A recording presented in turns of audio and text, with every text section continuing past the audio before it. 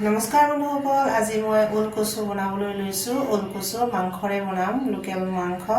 যোৱাকালি আনিছিলে, মই প্ৰায় এপোৱামান থৈ দিছিলোঁ, কিয়নো অলপ জ্বলা খাম বুলি। যোৱাকালি মানে অলপ প্লেইনকৈ বনাই খোৱালোঁ ছোৱালীবোৰক, চুপ বনাই। আৰু আজি মই মোৰ নিজৰ কাৰণে বনাই আছোঁ ওলকচু আৰু মাংস।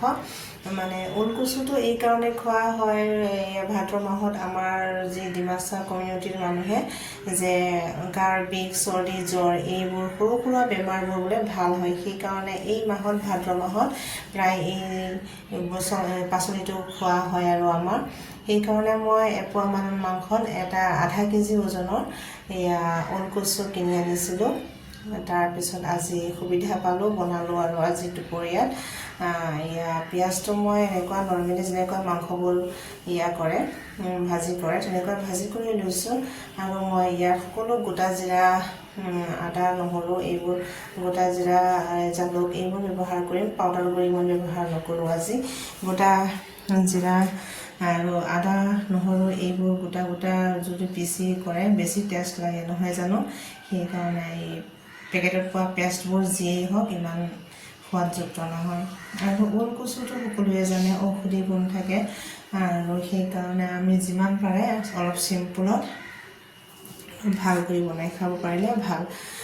তাৰপিছত মই মাংসখিনি প্ৰায় হ'ল, কিন্তু ইমানখিনি মই ভাজি লোৱা নাই। মাংসখিনি জাষ্ট অলপ ব্ৰাউন কালাৰ হ'লেই হ'ল আৰু মোৰ কাৰণে। ওলকচুতে মানে তেনেকুৱা বেছি ভাল লাগে। তাৰপিছত এইপিনে আছে জিৰা আৰু জালুক গুড়ি, জালুক পিচি লোৱা পেষ্ট। তাৰপিছত এইপিনে আছে আদা, নহৰু এইবোৰ দি দিছোঁ। তাৰপিছত ধুনীয়াকৈ মই ভাজি কৰি ল'ম, আকৌ 10 মিনিটমান ভাজি কৰি লোৱাৰ পিছত ইয়াতে মই ওলকচুবোৰ ঢালি দি দিম। ওলকচুটো মই বইল কৰি লৈছিলোঁ, বইল কৰা ওলকচুটো মই এনেকুৱা ভাজি কৰি দিম ইয়াতে। তাৰপিছত মই গৰম পানী কৰি লৈছোঁ। ইয়াত মানে মই গৰম পানীহে দিম, কিয়নো ভজাবও পাৰে, ঠিক নাই। সেইকাৰণে গৰম পানীহে ব্যৱহাৰ কৰে। গৰম পানী ব্যৱহাৰ কৰিলে খজুৱাৰ ভয়টো প্ৰায় নাথাকে। আৰু এই ওলকচুটো মানে ঘৰৰ হয়, জংঘলী নহয়, ঘৰৰ কাৰণে নুখুজাই বাৰু। তাৰপিছত এইখিনি মই ধুনীয়াকৈ গলি যোৱাকৈ মই গোটা গোটা নথওঁ দেই ওলকচু, মই পূৰা গলাই দিওঁ। গলাই দিলে মোৰ বিৰাটেই ভাল লাগে। আৰু গ্ৰেভিটো মানে ঘন হয় নহয় গলি গ'লে। এই ঘন গ্ৰেভিটোৰ কাৰণে মই ওলকচুটো বিৰাটেই ভাল পাওঁ। আৰু এইখিনি পানীখিনি, গৰম পানীখিনি মই ডালি দিছোঁ ইয়াতে। তাৰপিছত আপোনালোকে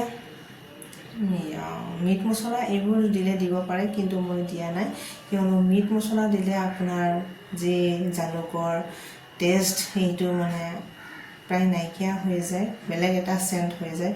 আৰু ওলকচু আৰু জালুকৰ গোন্ধটো মই বিৰাটেই ভাল পাওঁ। আৰু এইপিনে আছে মই ফেন চলাই লৈছোঁ গৰমৰ কাৰণে। আৰু মই গ্ৰেভি হোৱাকৈ বনাই লৈছোঁ। আৰু ইয়াতকৈ আপোনালোকে অলপ ডাঠ কৰিব পাৰে, ডাঠ কৰিলে অলপ ভালো লাগে। আৰু মই অলপ ডাঠ কৰি